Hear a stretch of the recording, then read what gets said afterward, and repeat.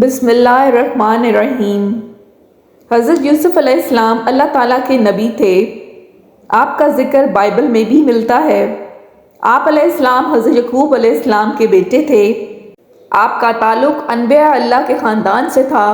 11 سال کی عمر سے ہی نبی ہونے کے آثار واضح ہونے لگے۔ آپ نے خواب میں دیکھا کہ 11 ستارے، سورج اور چاند آپ کو سجدہ کر رہے ہیں۔ آپ کے والد حضرت یعقوب علیہ السلام نے اپنا خواب کسی اور کو سنانے سے منع کیا۔ قرآن مجید کی ایک سورت ان کے نام پہ ہے۔ قرآن نے حضرت یوسف علیہ السلام کے قصے کو احسن القصص کہا ہے۔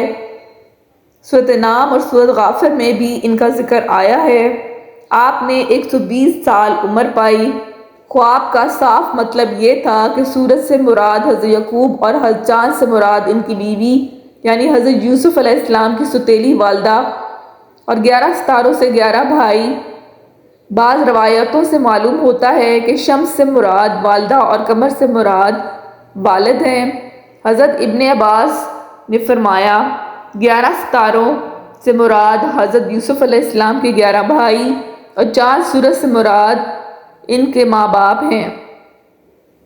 والدہ راحیل کا اگرچہ انتقال ہو چکا تھا مگر اس وقت حضرت یوسف علیہ السلام کی خالہ لیہ حضرت یعقوب علیہ السلام کے نکاح میں تھیں۔ خالہ اور سوتیلی ماں چونکہ حقیقی ماں کے قائم مقام ہوتی ہے، اس لیے خالہ کو والدہ سے تعبیر کیا۔ حضرت یوسف علیہ السلام کی زندگی کا یہ پہلو اپنے اندر کس قدر عظمت پناہ رکھتا ہے، اس کا اندازہ وہی کر سکتا ہے جو چشم بصیرت رکھتا ہے۔ چھوٹی سی عمر ہے، والدہ کا انتقال ہو چکا ہے، باپ کی آغوش محبت تھی وہ بھی چھوٹی، وطن چھوٹا، بھائیوں نے بے وفائی کی، آزادی کی جگہ غلامی نصیب ہو گئی۔ مگر ان تمام باتوں کے باوجود نہ آوازاری ہے اور نہ رونا پیٹنا۔ قسمت پر شاکر، مصائب پر صابر اور قضائے الہی پر راضی، برزہ سرخ نظام خم کیے ہوئے بازار مصر میں فروخت ہونے کے لیے جا رہے ہیں۔ حضرت یعقوب علیہ السلام کا ایک بھائی تھا جسے انہوں نے 40 سالوں سے نہیں دیکھا تھا۔ انہوں نے ارادہ کیا کہ اپنے بھائی کی زیارت کریں۔ جب ان دونوں نے ایک دوسرے کی زیارت کی تو حضرت اسرائیل علیہ السلام کو حکم ہوا کہ جان لے لیں اور ہمیں سپرد کر دیں۔ ملک الموت نے دونوں کی روح قبض کی اور خدا کی طرف لے گئے۔ حضرت یوسف علیہ السلام نے جب یہ سنا تو اپنے سر سے تاج اتار کر پھینک دیا اور اپنے بدن پہ جو ریشمی لباس تھا اس کو پارا پارا کر دیا اور سرو پار برہنہ اپنے لشکر کے ساتھ دوڑے اور روتے ہوئے اپنے والد اور چچا کے جنازے تک پہنچے۔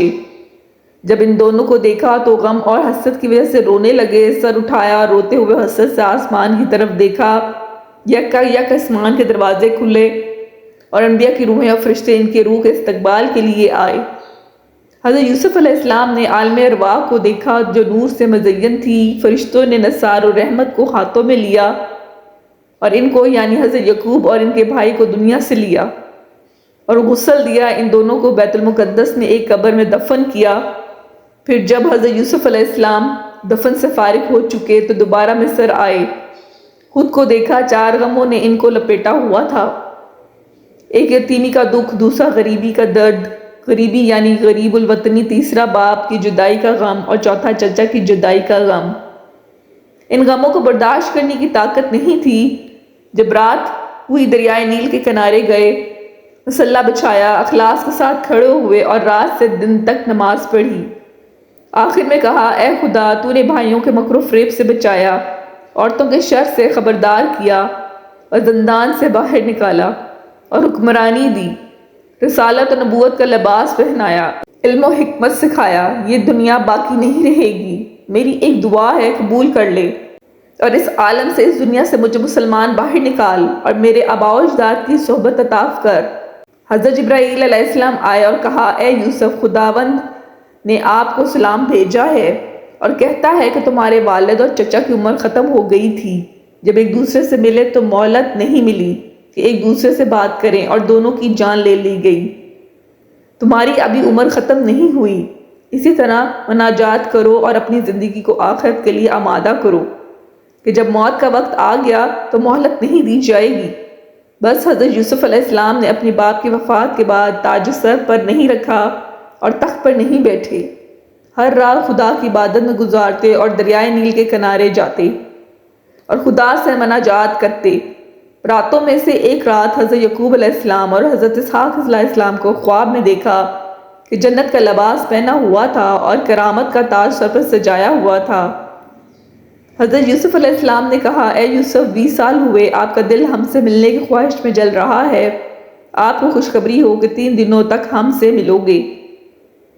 روایت ہے کہ حضرت یوسف علیہ السلام نے ان 3 دنوں میں وہاب کو دیکھنے کی خواہش میں اتنی گریز برداری کی کہ ان کے والد حضرت یعقوب علیہ السلام نے ان 40 سالوں میں ان سے ملنے کی خواہش میں نہیں کی تھی۔ بس تیسرے دن ملک الموت آیا اور کہا، اے یوسف، آپ کی مدت ختم ہوئی، آپ کے آباء و اجداد آپ کے منتظر ہیں اور آنکھیں لگائے ہوئے ہیں تاکہ آپ کو دیکھیں۔ بس حضرت یوسف علیہ السلام نے سر تسلیم خم کیا اور ملک الموت نے ان کی جان لے لی۔ جان سے پہلے ان کا دل تیزی سے دھڑکنے لگا اور اعضاء لرزنے لگے۔ بھائیوں کو بلایا اور ہر ایک کو گلے لگایا اور خدا حافظ کیا۔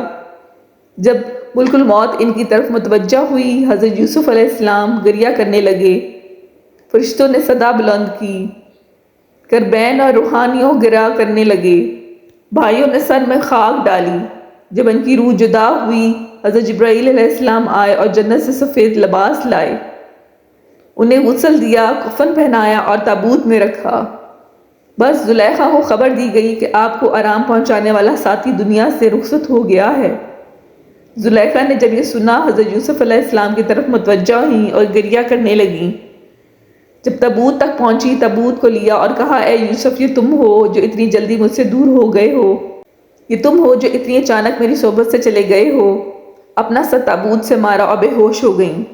3 دن اور رات جب بے ہوش رہیں، جب ہوش میں آئیں تو نوحہ کرنے لگیں اور کہا، جانتے ہو حضرت یوسف علیہ السلام نے آخری وقت اور رحلت کے وقت کیا کہا؟ ان سب نے کہا۔ حضرت یوسف علیہ السلام نے فرمایا، اے خدا، اگر تمہارے نزدیک میری اہمیت ہے، میری جان لے لیں، اس حالت میں کہ مسلمان ہوں اور صالحین کی صحبت میں رہوں۔ پھر کیا تھا؟ زلیخا نے بھی یہی درخواست کی اور کہا، اے خداوند، میری جان مجھ سے لے لے اور صالحین کی صحبت تک پہنچا دے۔